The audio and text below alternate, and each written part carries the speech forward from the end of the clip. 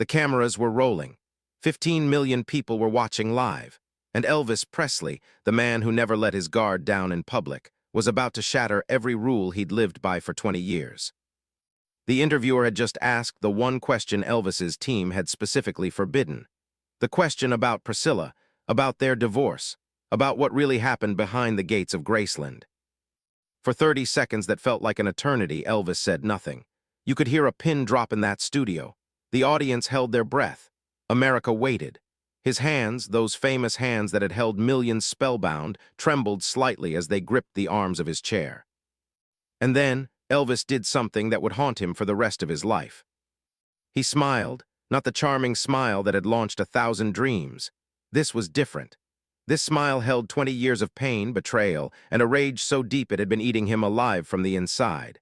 When he finally spoke, his voice was quiet, controlled, and absolutely lethal. "You want to know about Priscilla?" he said, leaning forward slightly, his eyes never leaving the interviewer's face. "Let me tell you about Priscilla." What came next left everyone speechless. The interviewer, the studio audience, the millions watching at home, nobody was prepared for what Elvis Presley revealed in those next devastating minutes. He didn't just answer the forbidden question. He destroyed everything America thought they knew about one of the greatest love stories in entertainment history. But to understand why his answer was so shocking, why it ended friendships, destroyed reputations, and changed everything we thought we knew about the king, we have to go back to a moment 3 years earlier. A moment when Priscilla made a phone call that Elvis would never, ever forgive her for. Because what Elvis revealed on live television that night wasn't just about their marriage. It was about betrayal on a level so profound, so calculated, that it would make you question everything you thought you knew about love, loyalty, and the price of fame. By 1977, Elvis Aaron Presley had become a master of psychological warfare disguised as charm. 20 years in the spotlight had taught him exactly how to deflect, disarm, and redirect any conversation away from the parts of his life he wanted to keep sacred. He could talk for hours and reveal absolutely nothing. He'd turn questions about his pain into stories about his music. He'd transform inquiries about his loneliness into anecdotes about his fans. And nothing, absolutely nothing, was more sacred than his relationship with Priscilla. To the outside world, Elvis and Priscilla Presley represented something pure in an industry known for its corruption. Their love story had become American mythology. The teenage girl who waited for him while he served his country. The fairy tale wedding watched by millions. The perfect family they'd created with little Lisa Marie playing in the gardens of Graceland like something out of a dream. The public couldn't get enough of it. Magazine covers, television specials, photo spreads of their domestic bliss. America needed them to be perfect because if Elvis Presley, the king himself, couldn't make love work, what hope did the rest of us have? But fairy tales, as Elvis had learned the hard way, have a funny way of turning into nightmares when no one's looking. Their divorce had been finalized in 1973, but 4 years later, the wounds were still raw, still bleeding. Elvis had become an expert at painting their separation as mature, amicable, devoted to co-parenting. "Priscilla and I have a wonderful relationship," he'd say, the words rolling off his tongue like a well-rehearsed song. "We're completely devoted to raising Lisa Marie together." What he never said was that every time he spoke those words, a part of him died a little more. The interview that would change everything was supposed to be the safest thing in the world. A promotional appearance for his upcoming Vegas residency. Nothing controversial, nothing personal. Just Elvis being Elvis, charming, gracious, and completely in control. The questions had been pre-approved weeks in advance. His manager, Colonel Tom Parker, had personally vetted every single one with the precision of a military operation. Parker knew that Elvis's private life was a minefield, and he wasn't about to let some ambitious interviewer blow up their carefully constructed public image for the sake of ratings. But someone had lied. The interviewer was Bill Morrison, a veteran broadcaster with 30 years of experience and a reputation for respectful celebrity profiles. He was exactly the kind of safe, established journalist Parker preferred. Morrison had interviewed Elvis twice before, and both times he'd stuck to the script perfectly. He was trusted. He was reliable. He was also desperately fighting to save his career. Morrison's show had been hemorrhaging viewers for months. His network executives had made it clear that if he didn't deliver something spectacular soon, he'd be looking for a new job. And nothing was more spectacular in 1977 than getting Elvis Presley to talk about the one thing he never talked about. So Morrison prepared two sets of questions, the approved ones that Parker expected, and the real ones, the questions that would dig into the heart of what had really destroyed America's most famous marriage. What Morrison didn't know, what nobody knew except for a handful of people sworn to secrecy, was that just 3 days before the scheduled interview, something had happened that changed everything. Priscilla had broken her silence, in a decision that would prove to be either incredibly brave or devastatingly naive. She'd agreed to give her first in-depth interview since the divorce to Morrison's biggest competitor. The interview wouldn't air for another week, but word had already leaked back to Elvis about what she'd revealed. For the first time since she was 14 years old and walked into his life, Priscilla had told her side of the story.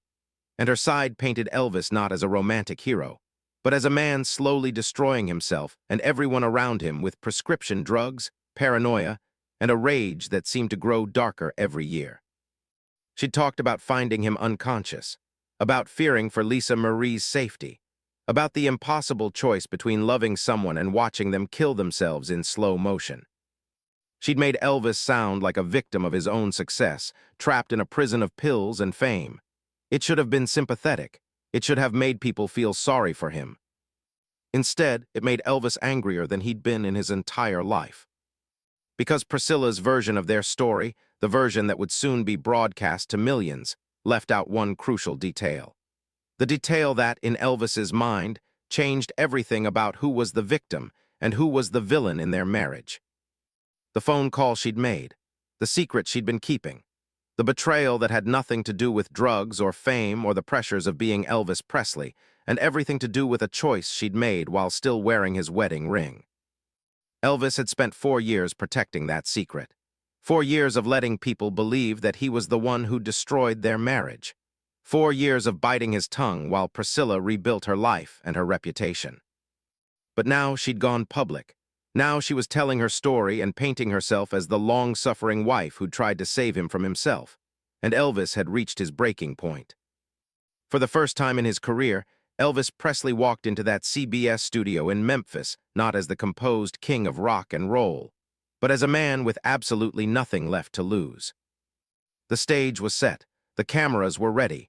15 million people were about to tune in expecting another charming Elvis Presley interview. What they got instead was a public execution disguised as a conversation. And by the time it was over, one of the most famous love stories in American history would be revealed as something far darker, far more complicated, and far more human than anyone had ever imagined. The question was no longer whether Elvis would break his silence about Priscilla. The question was whether anyone would survive what he was about to reveal. August 16, 1977. The CBS studio in Memphis was buzzing with the kind of nervous energy that comes right before something big. The crew had arrived early, double-checking every camera angle, every microphone level. This wasn't just another celebrity interview, this was Elvis Presley, and in Memphis, that meant everything had to be perfect. But as Elvis walked into that studio at exactly 2:47 in the afternoon, the people who knew him best could sense something was different. His usual entourage was smaller than normal. His smile, while present, didn't quite reach his eyes. And for the first time anyone could remember, Elvis had personally requested that no family members be present during the tapping. The first 20 minutes went exactly according to plan. Elvis was vintage Elvis, charming, gracious, deflecting personal questions with well-timed jokes, and turning every inquiry back to his music or his fans. He talked about his upcoming Vegas residency with genuine enthusiasm. He shared a harmless story about recording his latest album. He even sang a few bars of "Can't Help Falling in Love" when someone in the audience shouted out a request. Bill Morrison, meanwhile, was playing his part perfectly. The safe questions, the easy laughs, the comfortable rhythm that had made him a trusted name in celebrity journalism. But beneath that professional exterior, Morrison was a man on a mission. Every softball question was a calculated step toward the real reason he was there. At the 21-minute mark, Morrison made his move. "Elvis," he said, his tone shifting almost imperceptibly from casual to serious, "I have to ask about something that's been weighing on a lot of people's hearts lately. Your relationship with Priscilla." The change in Elvis was instantaneous but controlled. His smile didn't waver. 20 years of practice had taught him better than that. But those who knew him could see the subtle signs, the way his jaw tightened just slightly, the way his fingers stopped their casual drumming on the arm of his chair, the way his eyes, those famous blue eyes, seemed to focus with laser intensity on Morrison's face. "Priscilla and I have a wonderful relationship," Elvis said, his voice carrying the same warm tone he'd been using all afternoon. "We're completely devoted to raising Lisa Marie together." It was the same line he'd used 100 times before, the same safe, meaningless response that had protected them both for 4 years. But Morrison had come too far to be satisfied with rehearsed answers. "I understand that, Elvis, and I think everyone admires how you've handled your divorce with such dignity. But there are rumors circulating, stories about what really happened at Graceland in those final months, about struggles you were facing that the public never knew about." The studio audience, who had been relaxed and enjoying themselves just moments before, began to sense the shift in atmosphere. This wasn't the lighthearted interview they'd expected. Conversations stopped. People leaned forward in their seats. Elvis's band members, sitting in the wings where they always watched his interviews, exchanged worried glances. They'd seen Elvis handle hostile reporters before, but something about this felt different, more dangerous. "I think," Elvis said slowly, each word measured and deliberate, "that some things are better left private, Bill." There was a warning in his voice that anyone with sense would have recognized, a line drawn in the sand that said, "Go no further." Morrison crossed it anyway. "I can appreciate that, Elvis, I really can. But just last week, Priscilla gave a very candid interview, it's airing next Tuesday, where she talked about some of the challenges you faced together. About your pharmaceutical needs. About finding you unconscious one night and fearing for your life." The words hit Elvis like physical blows, but his expression remained perfectly controlled. What the audience couldn't see was the war raging inside him. 4 years of silence. 4 years of protecting secrets. 4 years of letting the world believe whatever they wanted to believe about his marriage, his divorce, his life. Morrison pressed forward, sensing he was close to something big. "She talked about that night specifically, about coming home and finding you unconscious in your bedroom, about calling the paramedics, about the moment she realized she might lose you forever. Don't you think your fans deserve to hear your side of that story?" The studio was dead silent now. This had moved far beyond entertainment into something raw and real and deeply uncomfortable. Camera operators adjusted their angles instinctively, sensing that whatever happened next would be significant. Elvis stared at Morrison for a long moment, and something shifted in his face. Not anger, that would come later. This was something colder, more calculating. "You want to know about that night?" Elvis asked, his voice still controlled but carrying an edge that made everyone in the studio suddenly very aware that they were witnessing something historic. "The night she says she found me unconscious." He leaned forward slightly, his eyes never leaving Morrison's face. "Let me tell you what really happened that night, Bill." What followed would be dissected by media analysts, relationship experts, and Elvis fans for decades to come. Because Elvis didn't just defend himself against Priscilla's accusations. He didn't just offer his version of events. He went nuclear.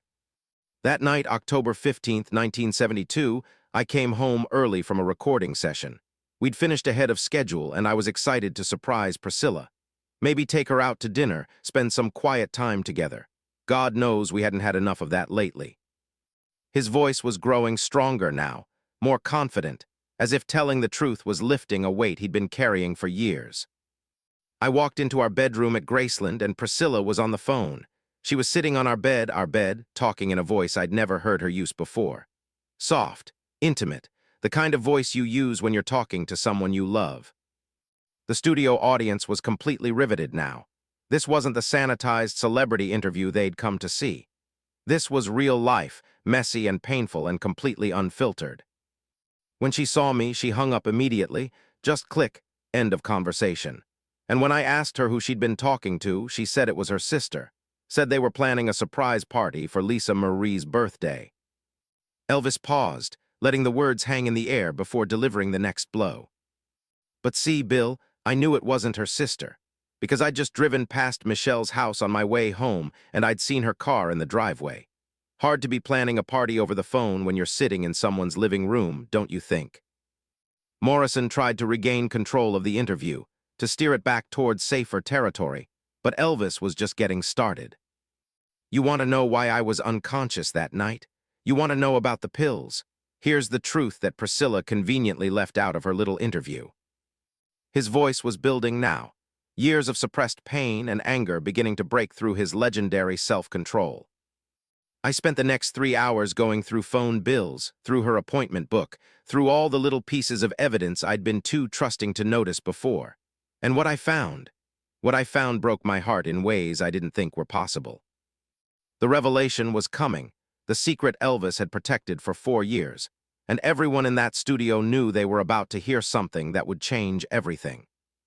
She'd been having an affair, Bill, for over a year, with her karate instructor, a man I'd welcomed into our home, into our family, a man I'd trusted around my wife and my daughter. The words hit the studio like a physical force, gasps from the audience, shocked expressions from the crew. Even Morrison, who had been pushing for exactly this kind of revelation, looked stunned by the raw pain in Elvis's voice. So yes, I took some pills that night. Yes, I was found unconscious. Because learning that the woman you've loved since she was 14 years old, the woman you trusted with your entire heart, has been lying to your face for over a year. That's the kind of pain that makes a man want to stop feeling anything at all. But Elvis wasn't finished. The most devastating revelation was still to come. The secret that would reframe everything America thought they knew about Elvis and Priscilla's love story. And the really beautiful part, Bill, she documented every single episode. Every bad night, every time the pills got the better of me, every moment of weakness, she kept records, like she was building a case. His voice dropped to almost a whisper, but it carried clearly through the silent studio. While I thought she was trying to help me get better, she was actually preparing to destroy me. The silence in that studio was unlike anything anyone had ever experienced during a television tapping. It was the kind of silence that follows a car crash, where everyone knows something terrible has happened, but no one quite knows how to respond. Bill Morrison sat frozen in his chair, suddenly realizing that he'd gotten far more than he'd bargained for. He'd wanted a scoop, a ratings boost, maybe a little controversy to save his career. What he was getting instead was a man publicly dismantling his own life on national television. But Elvis was beyond caring about television protocols or public relations damage.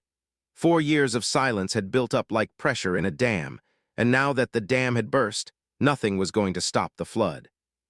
You see, Bill, Elvis continued, his voice gaining strength with each revelation, Priscilla wasn't just documenting my bad nights out of concern.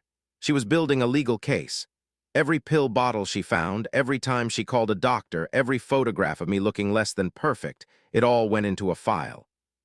He paused, and for a moment the mask of control slipped completely. The pain in his eyes was so raw, so genuine, that several people in the studio audience began to tear up just watching him. I found the file, Bill, 3 days after I discovered the affair, hidden in her closet like some kind of evidence locker. Photos of me passed out. Recordings of me when I was heavily medicated and barely coherent. Medical records she'd somehow gotten copies of, all organized by date, all building toward one inevitable conclusion. Morrison finally found his voice, though it came out as barely a whisper. What conclusion? Elvis looked directly into the camera now, speaking not to Morrison but to the millions of viewers watching at home. And more specifically, to Priscilla herself, who he knew would be watching. That Elvis Presley was an unfit father who shouldn't have custody of his own daughter. The words hit the studio like a physical blow. Gasps echoed through the audience. Camera operators struggled to maintain their composure behind their equipment. This had moved far beyond celebrity gossip into something dark and calculating that no one had expected. See, while I was drowning in pills and heartbreak, thinking my wife was trying to save our marriage, she was actually preparing for divorce court. She knew that if she could prove I was an addict, a danger to Lisa Marie, she could get everything. Full custody, a bigger settlement, and most importantly, she could control the narrative. Elvis's voice was building now, years of suppressed rage finally finding an outlet. And the beautiful irony? The pills that she documented so carefully, the addiction she used against me, half of those episodes were caused by the stress of her affair. by coming home and pretending everything was normal while she was planning her exit strategy with another man. Morrison tried desperately to regain control of the interview, to steer it toward some kind of conclusion, but Elvis was operating on a completely different level now. This wasn't an interview anymore. This was a reckoning. You want to know what really happened the night she found me unconscious? The night she's been using as evidence of my unfitness as a father for 4 years. He leaned forward, his eyes blazing with an intensity that made everyone in the studio acutely uncomfortable. I confronted her about the affair. I showed her the evidence I'd found, the phone bills, the unexplained absences, the lies that were starting to unravel. And do you know what she said to me? The studio held its breath. She said it was my fault, that if I'd been a better husband, if I hadn't been so consumed with my career, if I'd paid more attention to her needs, she never would have looked elsewhere. She turned her betrayal into my failing. Elvis's voice cracked slightly, the first sign that even his legendary composure was reaching its limits. So yes, I took pills that night. I took enough pills to make the pain stop, to make her voice stop echoing in my head, to make the image of her with another man go away. And when I woke up in the hospital 12 hours later, the first thing I saw was Priscilla sitting by my bed, crying and telling the doctors how worried she was about my condition. The revelation hung in the air like a toxic cloud. Everyone in that studio was beginning to understand that they were witnessing something that would change entertainment history forever. This wasn't just Elvis talking about his divorce. This was Elvis systematically destroying the mythology that had been built around one of America's most famous couples. But the most devastating revelation was still to come. The recording you mentioned, Bill, the one where she talks about being afraid for Lisa Marie's safety. Let me give you some context for that fear. Elvis stood up now, packing slightly, his energy building toward something that felt almost dangerous. 3 weeks after I got out of the hospital, Priscilla came to me with a proposition. She would agree to a quiet, amicable divorce. She would speak positively about me in public, help maintain my reputation. She would even allow me generous visitation with Lisa Marie. He stopped packing and stared directly into the camera again. All I had to do was agree to a settlement that would give her half of everything I owned, accept limited custody of my daughter, and most importantly, never publicly discuss the real reasons for our divorce. The pieces were falling into place now. The conspiracy that Elvis had been protecting for 4 years finally being exposed to the world. And if I didn't agree, well, then all those files, all those recordings, all that evidence of my addiction would find its way to the press, and more importantly, to family court. She would fight for full custody, and with the documentation she'd gathered, she'd probably win. Morrison looked like he wanted to crawl under his desk. The interview he'd thought would save his career was turning into something that might end it entirely. This level of personal devastation wasn't entertainment. It was emotional carnage broadcast live to millions. So I agreed, Elvis continued, his voice now heavy with a mixture of rage and regret. I let America believe that Elvis Presley was the kind of man who couldn't keep his wife happy. I let them think that fame and success had somehow made me a bad husband. I protected her secret and let my own reputation take the hit. He sat back down, suddenly looking exhausted, as if telling the truth had drained every ounce of energy from his body. And for 4 years, I kept that promise. Through every magazine article that painted her as the long-suffering wife. Through every interview where she hinted at my problems without actually naming them. Through every custody hearing where she presented herself as the stable parent and me as the risky one. The studio audience was completely silent now, absorbing the magnitude of what they'd just heard. This wasn't just a celebrity divorce story. This was a calculated destruction disguised as a love story. But now she's decided to tell her version publicly, to paint herself as the victim and me as the villain, to use my lowest moments caused by her betrayal, as evidence of my character. Elvis looked up at Morrison with something that might have been a smile, but there was no warmth in it whatsoever. So you asked me about that night, Bill, about finding me unconscious, about Priscilla's fear for my well-being. Now you know the truth. She wasn't afraid for me, she was documenting me. Every bad moment, every breakdown, every time the pain of her betrayal overwhelmed my ability to cope. She was building a case while pretending to build a marriage. The most devastating part was still coming. The revelation that would reframe everything America thought they knew about Elvis and Priscilla's relationship. And the saddest part of all, I still loved her. Even knowing what she'd done, even understanding how completely she'd betrayed not just our marriage but our family, I still loved her enough to protect her secret. His voice dropped to almost a whisper, but it carried clearly through the deadly silent studio. Until now, what happened in the next 15 minutes would become the most replayed, most analyzed, and most devastating celebrity interview segment in television history. But what viewers at home didn't know, what they couldn't see through their television screens, was that Priscilla Presley was watching. She was sitting in her Beverly Hills home, having tuned and expecting to see the same controlled, charming Elvis who had protected their secrets for 4 years. What she saw instead was a man who had finally reached his absolute breaking point. And she knew, with a certainty that made her blood run cold, that her life was about to change forever. Elvis wasn't finished. In fact, he was just getting started.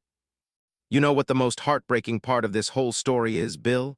Elvis asked, his voice now carrying a strange calm that was somehow more frightening than his earlier anger. "It's not the affair, it's not even the betrayal, it's what happened to Lisa Marie." The mention of his daughter's name seemed to electrify the studio. This was sacred ground, the one part of Elvis's life that had always been completely off-limits to the press. Even in his darkest moments, even through the most vicious tabloid attacks, Elvis had never publicly discussed his relationship with Lisa Marie. "My little girl was 4 years old when her mama started planning our divorce. 4 years old, and she was already being used as a weapon." Morrison, who had completely lost control of the interview 40 minutes ago, could only sit and watch as Elvis systematically destroyed not just his own carefully crafted public image, but potentially his entire relationship with his daughter. "Priscilla would bring Lisa Marie to see me during my worst periods, not to help with my recovery, not because she thought a little girl needed her daddy, but because she wanted Lisa Marie to see me at my lowest points. She wanted my own daughter to be afraid of me." The studio audience was now witnessing something that felt less like an interview and more like a public confession, a man unburdening himself of secrets that had been eating him alive for years. There were nights when I'd be barely coherent from medication, and Priscilla would bring Lisa Marie into the room.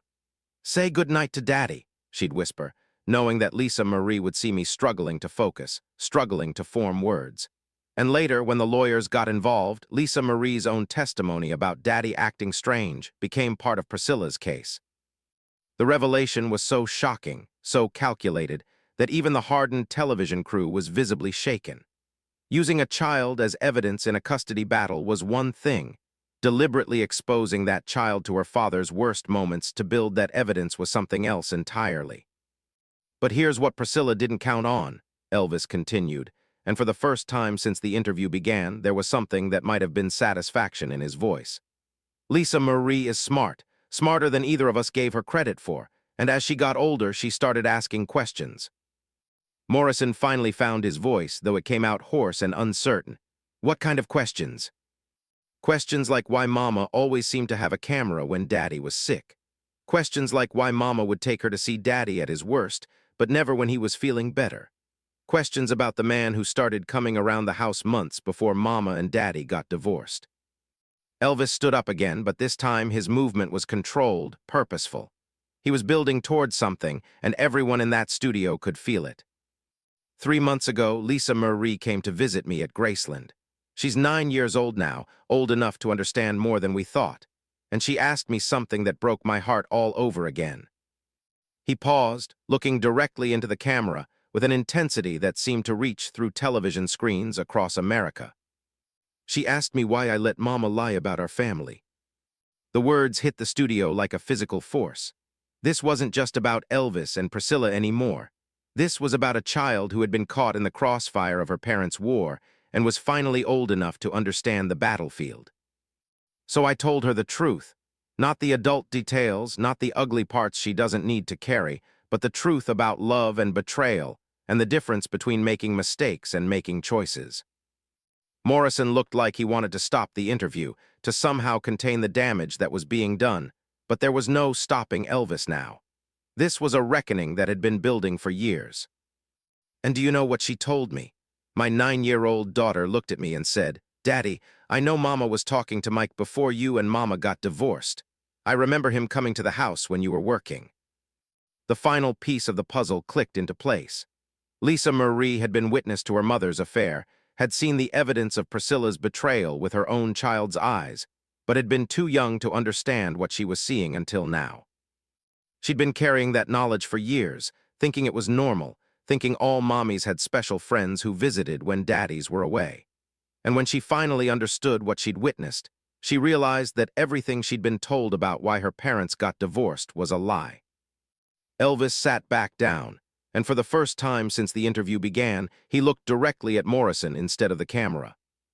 "So when you ask me about that night Priscilla found me unconscious, when you ask me about my pharmaceutical needs, when you ask me about being an unfit father, I want you to understand something. Every pill I took, every moment of weakness she documented, every breakdown she recorded was the direct result of discovering that the woman I loved more than my own life was systematically destroying our family while pretending to save it." But Elvis wasn't done. The most devastating revelation of all was still coming. "And here's what nobody knows, Bill. Here's the secret that Priscilla has been keeping for 4 years, the secret that she never expected to come out." He leaned forward, his voice dropping to almost a whisper, forcing the entire studio to strain to hear him. "The night before she filed for divorce, she called me. One last conversation, she said. One last chance to work things out, and she made me an offer." The studio was so quiet you could hear the hum of the cameras. "She said she'd come back. She'd end the affair, we'd go to counseling, we'd rebuild our marriage. She'd even destroy all the evidence she'd gathered against me. All I had to do was give up my music." The words hung in the air like a death sentence. Give up his music, the thing that made Elvis Elvis, the career that had defined him since he was 19 years old. "She wanted me to retire, completely.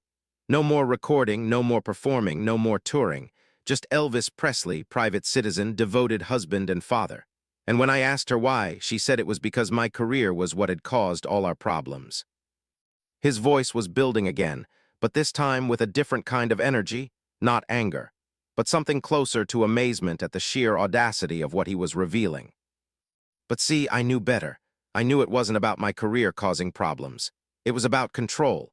If I gave up my music, I'd be completely dependent on her, financially, emotionally, professionally. I'd be trapped in a marriage with a woman who had already proven she was willing to betray me, with no escape route and no independent life to fall back on." Morrison looked like he was witnessing the destruction of everything he thought he knew about one of America's most famous couples. This wasn't just infidelity and divorce.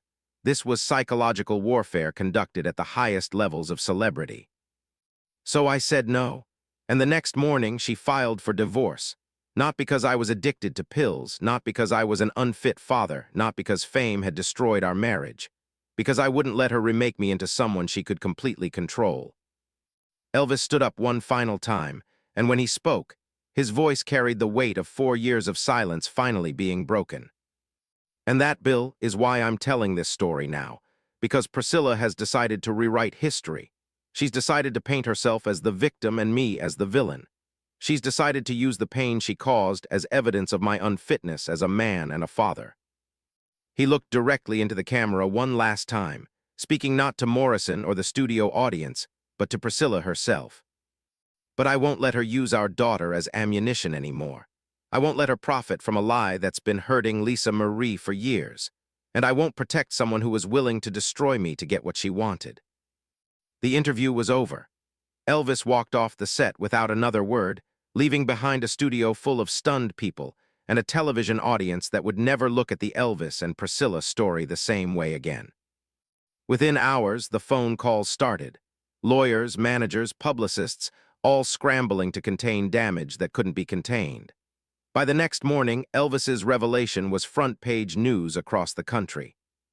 But the real consequence wouldn't become clear for 3 more days, when Priscilla's lawyers filed an emergency motion to suspend Elvis's visitation rights with Lisa Marie, citing his emotional instability and public defamation of her mother as evidence that he posed a psychological danger to his daughter. Elvis had told his truth to save his reputation. In doing so, he had lost the one thing that mattered more than anything else in the world, his relationship with his daughter. The king of rock and roll had won the battle and lost the war. 3 months later, Elvis Presley was dead. 3 months later, Elvis Presley was dead. The official cause was heart failure, but those who knew him understood that his heart had been broken long before it stopped beating. If Elvis had kept quiet that night, would he still be alive? If Priscilla had chosen honesty over manipulation, could they have saved their family? Or were they both just casualties of a love story too big, too public, and too painful to survive? What do you think? Was Elvis justified in destroying his family's privacy to defend his truth, or did his pain make him cruel?